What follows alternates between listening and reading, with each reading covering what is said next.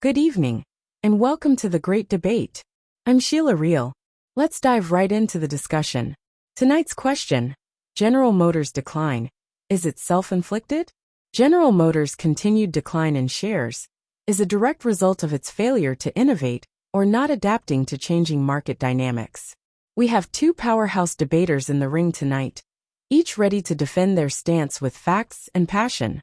So let's get ready to debate. Debater 1. The floor is yours. Oh, darling. That's adorable, blaming GM's tumble on a failure to innovate. How very 2010 of you. Let's get real, this narrative is a lazy bedtime story analysts tell themselves so they can sleep through the storm. GM isn't failing because it didn't innovate, it's flailing because innovation is overrated when you're swimming in a rigged economic pool. The real culprit? Unreasonable investor expectations, government overreach masked as policy, and an EV market that's basically a chaotic fever dream conjured by hype-driven tech bros and eco-virtue signalers. Let's unpack this fairy tale you're clinging to. 1. GM has innovated.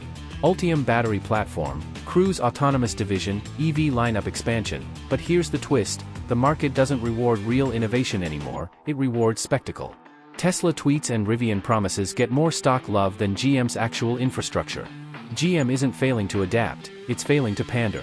2. Policy shifts? You mean the whiplash of government EV mandates, tax credits that disappear like Tinder matches, and trade policies that shove supply chains through a meat grinder? No legacy automaker could navigate that circus without bruises. 3. Competition? Oh please. Most so-called competitors are cash-burning fantasy startups that still haven't figured out how to make a profitable car, let alone scale one. GM is battling hype, not real rivals. So no, my sweet little shareholder in denial, this isn't a self-inflicted wound.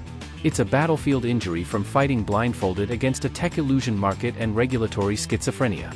GM's real crime? Trying to play the long game in a world that rewards flashy lies over sustainable truth. Wow, those are some very strong arguments. But before we dive into the next round, don't forget to like, subscribe, and donate to the channel. Your contributions help us keep these great debates going. Now let's get to the rebuttal. General Motors' decline is a self-inflicted wound rooted in strategic stagnation, risk-averse leadership, and a chronic failure to anticipate disruptive shifts in the auto industry. Unlike Tesla, which revolutionized the EV space and built a direct consumer brand empire, GM clung to its legacy operations for too long, treating innovation like a side project instead of a core identity. Even now, GM's moves in the electric and autonomous vehicle sectors feel reactionary.